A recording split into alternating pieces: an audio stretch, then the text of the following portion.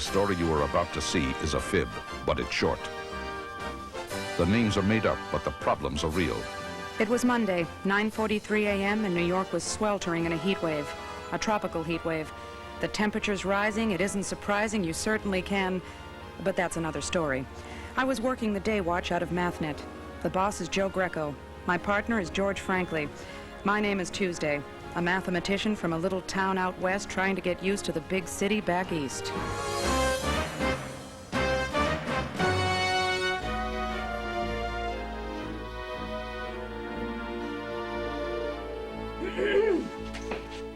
Morning, George. Throwing darts? Uh-huh. The first two were in the bullseye, Pat. They say the third one's a charm, Pard. Do they? Have a good weekend? No, thanks. Just had one. That's just a joke, Pat. Sure, Martha and I, we had a dilly. Friday, we took in a concert. Eddie Murphy and the Rockettes. Saturday, we went to a benefit at the Gershwin. Benefit? Uh-huh, a Save the Urban Skunk drive. Uh-huh. Last night, Martha went to her bridge lesson. Martha's learning to play bridge? No, build 'em. How about you, Pat? How about your time off? What'd you do? Laundry. Again? It's a dirty job, but somebody's got to do it. You want me to get that? Get what? Mathnet, Tuesday. Well, of course we're here, Captain Greco. Where did you think we would be? Sure thing. Captain has a case for us, George. He's coming in? Uh-huh. You're not Captain Greco. I like a man who does his homework. How are my two favorite problem solvers? Hi, Benny. Fine. Good. Listen, have you seen a young kid named Stanley Swinning around this morning? Who's Stanley Swin? None. He's a student I'm teaching in my English class. You're teaching a kid to be English? George. Actually, I'm teaching him journalism. We're on a school break, and for extra credit, I told Stanley he could write a feature about you guys from Mathnet. Is it okay? It's for the school newspaper. Happy to talk with him. Sure.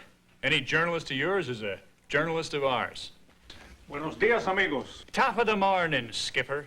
Good morgen, Herr Capitan. How are things in Guacamole, Cap? Things are okay here, but things are in the soup at the Meglopolitan Insurance Company. Heard of them? Meglopolitan Insurance? Sure, I remember their slogan. Before you die, you'd better buy. What's up? Well, they've been taking a lot of hits on their insurance policies lately. Hits? Payouts. Oh, of course. Paying out money on things that they insured that either got swiped or damaged. I want you to go to their HQ and talk with the president, Catherine T. Wilcall. She expecting us? Yep. Keep me posted.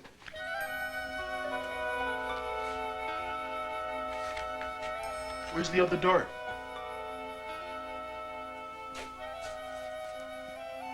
What happened to the other dart? 2 darts is more than any man should need. Oh, there you are, Mr. Pell. Yo, Stanley, my man. Having trouble finding the place? Nah, I just had trouble parking my bike. Stanley Swinning. Meet Pat Tuesday and George Frankly. Mathnet. Pleasure to meet a member of the Fourth Estate. You're welcome to come with us, Stanley, but we do have to get going. A real case and I can go with? You mean? Right. Let's roll.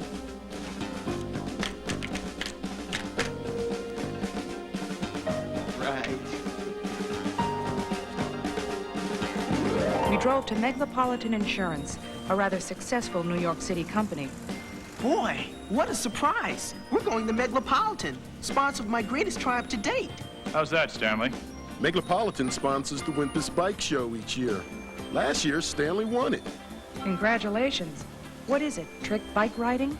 That's part of it. And relay races, dashes. They teach you a lot about bike safety. It's neat.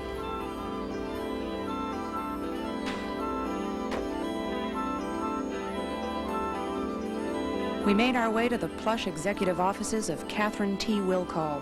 We made our introductions. You look familiar, Stanley. You presented me with the trophy last year at the Wympus Bike Show, Mrs. Wilcall. I remember now, of course. This year's Wympus is coming up Friday. Will you be defending your title? I certainly will, ma'am. Thank you for coming on such short notice. I'll get right to the point. We have been losing a ton of money lately. Wow. A ton? That's 2,000 pounds of money. She means a lot, Stanley. And we've lost all the money in one area. One area. Manhattan? The Bronx? And Staten Island, too? What I meant was, Meglopolitan insures many things. We sell life insurance, home insurance, fire insurance, boat insurance. We pride ourselves in featuring an instrument for your every need. What area of insurance are you getting roughed up in? Auto insurance. Cars? Our policy sales are up 2%. Well, that should make you happy. Sales increases always make me happy. But claims are up 3%. Claims. The amount of money you've paid out? Exactly. Our payouts are up from what we'd expected. A 2% increase in sales, a 3% increase in claims. Not a big difference.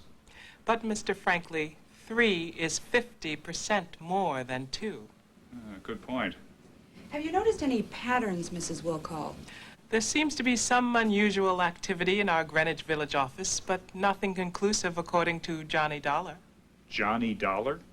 Our best insurance investigator. He found zilch, so you called us? Yes, in the hand-wringing hope that you'll be able to help. We'll try, Mrs. Wilcall.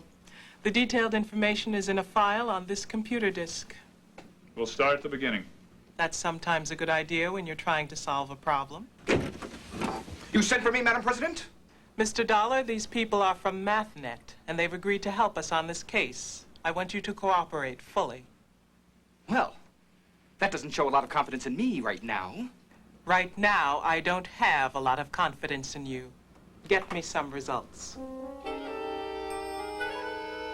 I would tell you people a thing or two, or maybe even more than that. Do you know that even though they've hardly ever been to the Rose Bowl, Minnesota has more lakes than Michigan and Ohio State put together? Yeah, that's one of the things I want to tell you. And the other thing is, don't ever step on a man's white shoes if the man wearing those shoes' name is Pritzy. And the last thing I want to tell you is I really resent you having been called into my case. It really makes my radiator burrow over, if you catch my drift.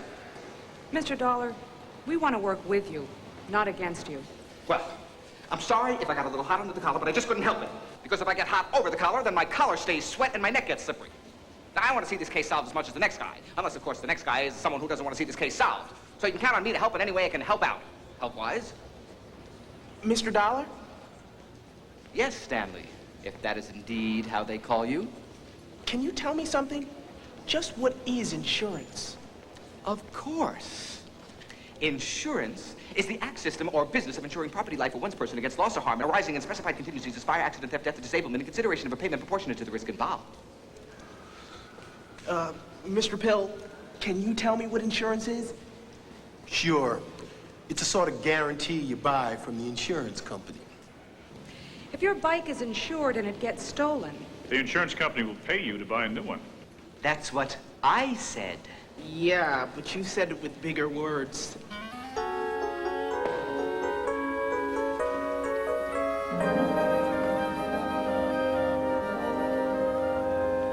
These your wheels? Yep, this is my bucket of bolts, if that's what you mean. You like? No fooling, it's a dandy. Well, take a close gander. Cellular phone, pre-Naugahyde seats, and a non-digital radio so you can actually tune in a station. It's a beaut, isn't it, Pat? Uh-huh. That's a terribly impolite way to get some attention. Sorry, but boy, the only thing that makes me sneeze like that is a cat. Well, that's Sheba right there in the back seat. Sheba goes everywhere with yours truly, Johnny Dollar. Don't you, Sheba?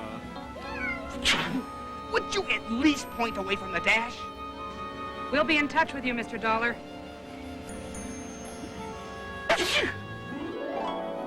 We went back to Mathnet HQ and started to work on the data we got from Mrs. Wilcall. It's always good to organize the facts when trying to solve a problem. Miss Tuesday, Mr. Frankly, something awful has happened. Are you all right? I am, but But what? my bike isn't. What's the matter with your bike? It's been stolen.